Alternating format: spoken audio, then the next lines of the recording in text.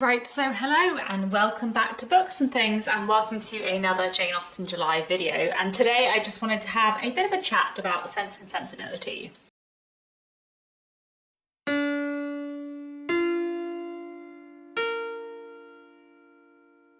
So I've just finished reading Sense and Sensibility this morning for the fourth time. I'm pretty sure it's the fourth time, it might be the fifth time, but definitely at least the fourth time. And something weird has happened where I've just completely fallen in love with Sense and Sensibility.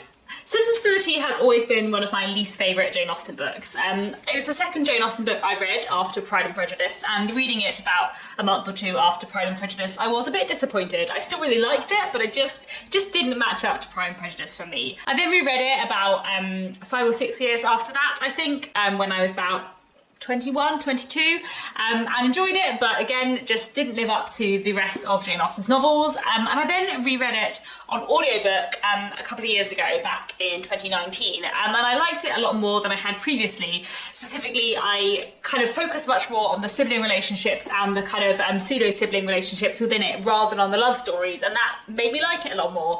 And then I reread it this year, and I just loved it so much more than I have before, and I just felt like it's hugely risen through my Jane Austen rankings. Back in whatever year it was when I did my Jane Austen week videos many years ago. Was it within the first year that I started my channel? I don't know, it was a long time ago now. When I did those, I ranked Sense and Sensibility as my least favourite Jane Austen novel. And then I did a more recent ranking a couple of years ago after I had reread Sense and Sensibility in 2019. That year I also reread Northanger Abbey, and I then, in that video, ranked Northanger Abbey as my least favourite Jane Austen novel, with Sense and Sensibility as my second least favourite Jane Austen novel. But I feel like it is actually now quite a lot higher up. I wouldn't go so far as to say that I love Sense and Sensibility more than Mansfield Park and Pride and Prejudice, which are my favourite two Jane Austen novels, but I feel like I might love it more than Emma. I feel like I might love it more than Persuasion. Is that true? I don't know. That might also be slightly coloured by the fact that my most recent reading of Persuasion was listening to an audiobook that I didn't love. So that might also be bringing Persuasion slightly down in my estimation right now, through no fault of its own. But I don't know, I just hugely loved Sense and Sensibility this time, more than I ever have before. And I feel like it's hugely gone up in my Jane Austen rankings. For a number of reasons. So I thought I would talk a little bit about why I really enjoyed Sense and Sensibility this time. I have always loved it. Like, I've always loved Jane Austen's books, all of them. But I kind of always used to think that like Sense and Sensibility and Northanger Abbey were like the 4-star Jane Austens, and all the rest of her books were like 5 stars. Whereas I feel like Northanger Abbey remains at 4 stars for me. Although I do really love it, but I don't know. I feel like Sense and Sensibility is just gone hugely up in my estimation, so I wanted to have a bit of a chat about that today. This is not going to be like a structured review video, this is going to be a rambly one because I have lots of thoughts but they aren't really together, but I thought it might be interesting to have a chat about it anyway, because I feel like, I don't know, I feel like it's one that has taken me a while to love, but you know, it took me a long time to love Mansfield Park. It took me 3 reads before I really fell in love with Mansfield Park, so maybe it's just that Sense and Sensibility has taken its time to grow on me. Maybe it's partly because I love audiobooks and the Rosamund Pike audiobook's fantastic, and that's just like opened me up to loving Sense and Sensibility more. Maybe it's also because this reread I've listened to an audiobook really slowly over the course of the last month, so maybe that's just helped me enjoy it more and kind of think about it in a leisurely way. It might also be because this month I read a work of non-fiction called The Genius of Jane Austen, and that book's chapter on Sense and Sensibility was fantastic and fascinating and really put Sense and Sensibility into context in terms of the other works of literature at the time that it was parodying and commenting on. Or maybe it's just because Sense and Sensibility took a while to grow on me. I don't know, but I really loved it. So let me talk about a few different things that I wanted to talk about. I think one of the main reasons why I never loved Sense and Sensibility as much as other Jane Austen books is because the love stories are not very satisfying in Sense and Sensibility. If I haven't already mentioned, this video is going to be full of spoilers, so if you haven't read it, do go away please now. But Sense and Sensibility, the 2 love stories in it are not hugely satisfying. It's not necessarily that the heroines don't end up with the right people novel, but I feel like the love stories feel a bit less satisfying because the romantic relationships themselves don't feel hugely developed. Eleanor and Edward fall in love at the beginning of the book, but we don't really get to see them fall in love because that bit at the beginning of the book where they meet and fall in love is kind of glossed over. And we do see a bit more of their relationship later, but not really. We see a lot of Eleanor's feelings about him, but we don't see them together very often, which means that their love story, while nice, isn't like hugely satisfying because we don't know him as well. And then with Colonel Brandon and Marianne, yes, we do know Colonel Brandon better than Edward, I would argue, but I feel like we don't see them fall in love either. We know that it happens at the end of the novel, but we don't get to see that. We don't get to see them falling in love. We do get to see Marianne falling in love with Willoughby, but obviously that all falls apart, which means that like the two endgame romantic relationships are not hugely developed and we don't get to see them falling in love. But I think one of the reasons why I have always found Sense and Sensibility a bit disappointing is because I'm reading it as a love story and actually maybe it's not. I think next Jane Austen July I might make a video about like whether Jane Austen's novels are love stories, because I feel like Pride and Prejudice is, and I feel like Persuasion is, and I feel like Emma is. But the other three, I feel like they are doing different things and actually they're not really love stories, they're just other stories that happen to have elements of love in. And obviously like Pride and Prejudice, Persuasion, Emma, they do have lots of other things going on too, but I feel like at their heart they have a really great love story, whereas I feel like Sense and Sensibility does not at its heart have great love stories. But what it does have at its heart is lots of other things that are really interesting, including a lot of sibling relationships. So obviously the relationship between Eleanor and Marianne is really pivotal to Sense and Sensibility. I think everyone gets that. Like the relationship between the sisters in Sense and Sensibility is great, and I have always enjoyed it, but I feel like I've come to enjoy it more with every reread, especially on my last two readings of Sense and Sensibility. I have thought a lot more about the relationship between the sisters, and it's not just about their kind of differences or the comparisons between them, which are fascinating, but also about the relationship between them, the difficulty they have communicating with each other. And you know, we basically see in this novel two sisters who are close but who don't understand each other at all at the beginning of the book in many ways. You know, that early conversation between them where Marianne and Eleanor are talking about Edward and Marianne just can't understand like why Eleanor isn't finding fault with him for all the things that she would find fault in a potential love interest for. Like, they don't understand each other at all, and by the end of the novel they do understand each other, and through all the events that happen in the novel they've come to understand each other a lot more. And if we see the main narrative drive of Sense and Sensibility as the sister relationship, not the romantic relationships, actually it's a much more satisfying novel. And another thing that I really like in Sense and Sensibility, which I noticed on my last reading of Sense and Sensibility, and then this time I reread it I was really focused on, is the pseudo-sibling relationships between Eleanor and Colonel Brandon and Edward and Marianne, because I feel like I have a much stronger sense of Eleanor and Colonel Brandon's friendship than I do of Colonel Brandon and Marianne's romantic relationship. And I feel like I have a much stronger understanding of Marianne and Edward's friendship than I do of Eleanor and Edward's romantic relationship. And actually the way that those relationships, which will eventually become sister-in-law, brother-in-law relationships, operate is really interesting within Sense and Sensibility, because they are really important. And actually it is quite pivotal to the plot, because Eleanor's friendship with Colonel Brandon is part of the reason why Marianne ends up kind of marrying Colonel Brandon, because she spends so much time with him through the company of Eleanor. And I also feel like Marianne is kind of useful for bringing Edward out, because we know all the way through the book that Edward is very shy, and the one moment we see Edward tease anyone in the whole novel is when he teases Marianne about Willoughby, where someone's made a joke about Willoughby, and earlier she has mentioned how, like, in her, you know, vision of the future in a house, she talks about having hunting dogs, and then later when she's teased about Willoughby, Edward makes a joke towards her about Willoughby having hunting dogs. And I'm pretty sure that's the only time in the book we see Edward tease anyone, and I think it's really nice because Edward is a really shy person and Marianne is not shy at all, and so Marianne is like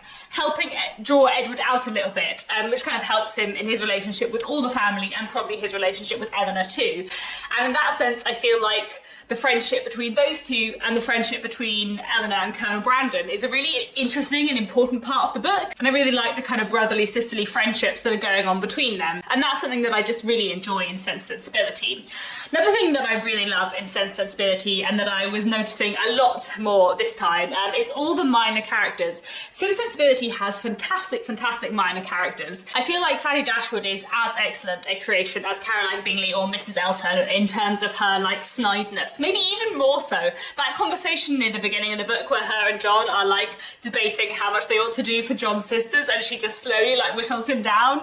That is masterfully written, and I love it. I feel like she's such an interesting character. I love Mrs. Jennings. Mrs. Jennings is fascinating, actually, and I feel like Mrs. Jennings is a really interesting character because in some ways she has some stuff in common with Mrs. Bennet. You know, she's a bit vulgar, she's a bit silly, she sometimes says the wrong thing, she loves gossip. But actually she does have a lot of emotional intelligence, and she does have such sincere kindness, and she is so kind to Eleanor and Marianne, both of whom misjudge her from the beginning and kind of look down on her. But later on in the novel kind of come to see her much more for who she is and to appreciate her sincere kindness and care for both of them. I find the Middletons and the Palmers really interesting as well, and they're both very interesting in terms of like being very different sets of marriages. I feel like, so I have a theory that Mr. Palmer is basically like Mr. Darcy if he'd married the wrong woman. Like if Mr. Darcy had married someone silly, that's just what he'd be like, just like a bit rude all the time and occasionally kind when he tries, but like really just not able to handle any social situation and therefore just being rude to everyone. I feel like Mr. Palmer is a little bit like Mr. Darcy would be if he hadn't met Elizabeth. Anyway, I feel like the Palmer's odd marriage where he is like silent and weird and she is very, very chatty and bubbly, and then the Middleton's marriage, which is sort of the opposite, where Lady Middleton is very like polite and cold, and Sir John Middleton is really affable and agreeable. I feel like those two marriages and how different the people are within them, but also how they seem to sort of work. Like, I feel like that's a really interesting element in Sense and Sensibility too, which actually leads me on to talking about kind of doubling and mirroring in Sense and Sensibility, which is something I find really, really interesting. In The Genius of Jane Austen by Paula Byrne, which is a non-fiction book I read earlier this month, which I really, really liked, she talked about how there are multiple pairs of sense and sensibility within Jane Austen's work, Sense and Sensibility. Obviously, we have Marianne and Eleanor, and Marianne is all emotion and Eleanor is all sense. But actually there are other pairs within the book who are all emotion and all sense. So Mrs. Palmer and Lady Middleton are sisters, and Lady Middleton is all coldness, lack of emotion, emotional repression, and Mrs. Palmer is all, you know, bubbly and cheerful and says what she thinks and is really affable. And actually they too are like Sense and Sensibility, like Marianne and Eleanor, but they're like pushed to the extreme. So Lady Middleton is sensible Eleanor, but pushed to the extreme where she is cold, and Charlotte Palmer is emotional Marianne, but pushed to a sort of extreme of silliness. And then we also have like a kind of similar doubling in Lucy and Anne Steele, where Lucy, like Eleanor, is sensible and practical, but to the point of heartlessness. At the end of the novel, Lucy just completely throws over Edward in favour of Robert because he has the money, because that's the sensible and practical thing to do, because she thinks she can make a more advantageous marriage. And actually she is sensible Eleanor pushed to a heartless extreme. And her elder sister Anne is another kind of extreme of emotion pushed to silliness, where she keeps on, you know, making all these references to this doctor who she kind of has a crush on, but it's all a little bit silly, and she constantly talks about men and beaux and absolutely nothing else, you know, because she's Marianne's passion kind of pushed to an extreme. And I thought that was such an interesting point in The Genius of Jane Austen by Paula Byrne, and I feel like that was really affecting how I was rereading Sense and Sensibility and how I was thinking about all of those characters. And I was also thinking about how that extends to other characters, you know, Mr. and Mrs. Palmer, he is sense and she is sensibility, and Lady Middleton and her husband, Sir John, is sensibility and Lady Middleton is sense. And throughout the novel you just have all of these pairs of people who are emotion versus sense, and I feel like that is so interesting, and I feel like all the doubling in Sense and Sensibility is so fascinating. Which brings me on, I suppose, to talking about like the theme of Sense and Sensibility, which is sense and sensibility. And I don't know why, considering it's literally the title of the book, it's taken me so long to like read Sense and Sensibility as a novel in that light. Like, it is a book all about sense versus passion. Like, that is what the novel is about. And I feel like that is really interesting, actually, and I feel like that is a really important theme within Sense and Sensibility. One thing that Paula Byrne was also talking about in The Genius of Jane Austen is the way in which Sense and Sensibility is in conversation with the literature of the day, both plays of the time and also novels of the time, and really it's a book that is in conversation with the sentimental novel, and it is a criticism and a parody of the sentimental novel in so many ways, which I think is actually why Edward and Eleanor's romantic relationship and Marianne and Colonel Brandon's romantic relationship is not hugely developed, because it's a parody and it's a criticism of the sentimental novel, and the sentimental novel is all about the love stories, and actually that's why in Sense and Sensibility, like, they kind of have to be understated, because that's kind of the point, and isn't that kind of great? And it's interesting because I feel like whenever I read Northanger Abbey, I'm so aware of it being a parody of a Gothic novel, but I don't think I was really as aware of Sense and Sensibility being a parody of a sentimental novel, as much as I felt on this read, having read the chapter on Sense and Sensibility in Paula Byrne's book, The Genius of Jane Austen. And I have read a couple of sentimental novels from the Georgian period, but not very many. It's not a kind of genre I feel as familiar with, but Marianne is very much like the heroine of a sentimental novel, except that she is taught that maybe trying to be the heroine of a sentimental novel isn't the best way to live your life, and I feel like that is really, really interesting in Sense and Sensibility. I feel like that works really well. If you think about Sense and Sensibility as being much less of a love story and much more a story about the pros and cons of sense and emotion, and why maybe you need to have a bit of both, then actually that makes Sense and Sensibility like a much more successful novel, I suppose. And I was also thinking this time as I was rereading Sense and Sensibility, how I think it's very obvious that Marianne is learning a lesson. It's very obvious that it's her coming of age story. The video I made earlier this month about Jane Austen and coming-of-age stories I made before I had finished reading Sense and Sensibility, and I think I mostly spoke then about Marianne's kind of coming-of-age story, because we know it's very clear that she has to learn from her behaviour with Willoughby, that she, you know, wore her emotions too much on her sleeve, that she let herself vulnerable, and that she pushed her passion and her love for this man to make her selfish to everyone around her. But actually Eleanor is also wrong. Wrong because she isn't open enough with her family, which means that she doesn't kind of gain the strength and sympathy from them that she might have had if she had made her feelings more clear. But also this time I noticed that Edward says something to her later which I found quite interesting. After they get engaged, when they're talking about his behaviour to her originally back in Sussex, and how he kind of oughtn't to have behaved towards her the way he had when he was actually secretly engaged, and he says, "I was wrong in remaining so much in Sussex, and the arguments with which I reconciled myself to the expediency of it were no better than these. The danger is my own, I am doing no injury to anybody but myself." And the suggestion I think there is that Edward was falling in love with Eleanor, but because she isn't a very emotional person, thought that he wasn't going to injure her, and thought that he was only injuring himself. So therefore, in the same way that Marianne made herself vulnerable by showing her emotions too much, did Eleanor make herself vulnerable by showing her emotions too little, because that meant that Edward and her fell much more in love, and she became much more attached to him when he was actually engaged to someone else. So I don't know, I just feel like there's a lot of interesting stuff to do with the theme in here. And I haven't even mentioned yet the character of John Willoughby, because I feel like he is sort of a highlight of Sense and Sensibility, not because I like him as a person, obviously, but because he is really, really fascinating, and because I think he is the most psychologically complex and the most believable and realistic of her rake characters. Maybe with the exception of Henry Crawford, who I do also think is really interesting, but I feel like Henry Crawford is not as much of an absolutely horrible person as Willoughby, but Willoughby is both an awful person, but also like, he's very, very, very human, and I feel like he is brilliantly written. And I do feel like the chapter in Sense and Sensibility where Willoughby goes to see Eleanor and Marianne while Marianne is sick and kind of explains herself to Eleanor, I feel like that might be one of the best chapters Jane Austen's ever written. Like, I feel like it is really, really fantastic. Like, it's some of her best writing, and I feel like it makes him such an interesting character. And I kind of hate him, of course I do, but also he is very, very human, and he is like so much more psychologically complex than a character like Wickham. I feel like Willoughby is one of her like most impressive characters, even though I dislike him. I think maybe next Jane Austen July I'll reread Sense and Sensibility again and make a Let's Talk About Mr. Willoughby video. And we're going to do it this year because I feel like I need to like think about him even more. But I feel like he's a very, very interesting character. And yeah. I'm trying to think if there's anything else I wanted to say about Sense and Sensibility and why I just loved it on this reread. I feel like it is a really interesting novel, and I feel like Mansfield Park, it's one where the more I read it, the more I'll spot new and interesting things.